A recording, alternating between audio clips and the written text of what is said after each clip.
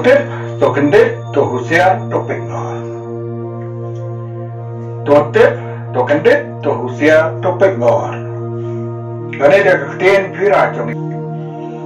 Nama balik, hintip ia kasaindur pasal ke Hindutva ideologi ka RSS.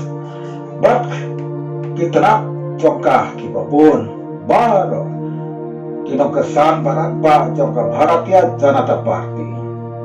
Ka BJP Fidibantit kadai ka political wing jong ka RSS. Baka BJP ka simbro ya ka saindur Hindutva ideologi. Nakane tutip kami kajing Shon, kajing Kthong, kajing Bharat, ka Shaw kandat, ka Bat ngabor, kajing peniap, kajing Thang ya kaying mane, kajing pencot ya kaying school, kaying niam, bat kale jot ya san ya kaying mane ya tiap hui tiap tentang kebala Kristan.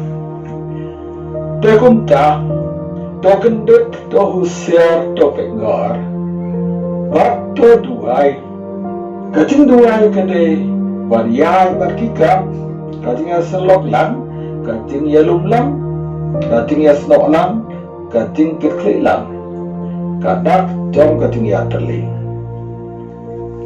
ngi baro ngi de kita khot mayan jong kes.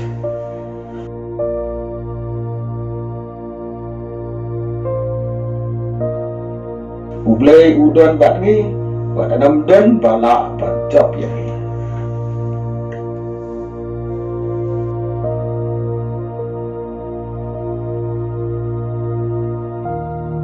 Balik cicit niam Hindu, kinong kersan rat ba jong ka parti BJP, ki RSS, sang paribar bat kiwe, ki kuat bat penduduk ya ki Kristen, ya ki Muslim gucu.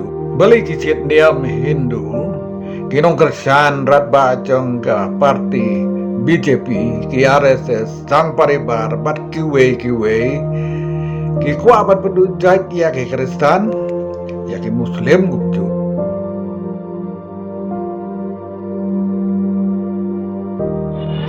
Praise Lord. இந்த வீடியோ பார்த்துருப்பீங்க. எவ்வளோ வெறி பிடித்த நாய்களுடைய கொடூரமாக ஒரு ஊழியக்காரை அடித்திருக்காங்க. இப்போதான் இளம் வயசு தான் அவருக்கு. அந்த ஊழியக்காரை சரியான அடி அடித்து நாயோடு கேவலமாக அசிங்கப்படுத்தி ஜெய்ராம் என்று சொல்லி நம்மளை மிக கேவலமாக படுத்திருக்கிறாங்க. நம்மளால் முடிஞ்சது ஜபந்தான். இரண்டாவது எதுன்னு பார்த்தீங்கன்னா, ப்ளீஸ் அநேகர் பேர் இதில் ஊழியக்காராக இருக்கீங்க, எல்லோருக்கும் ஷேர் பண்ணுங்கள்.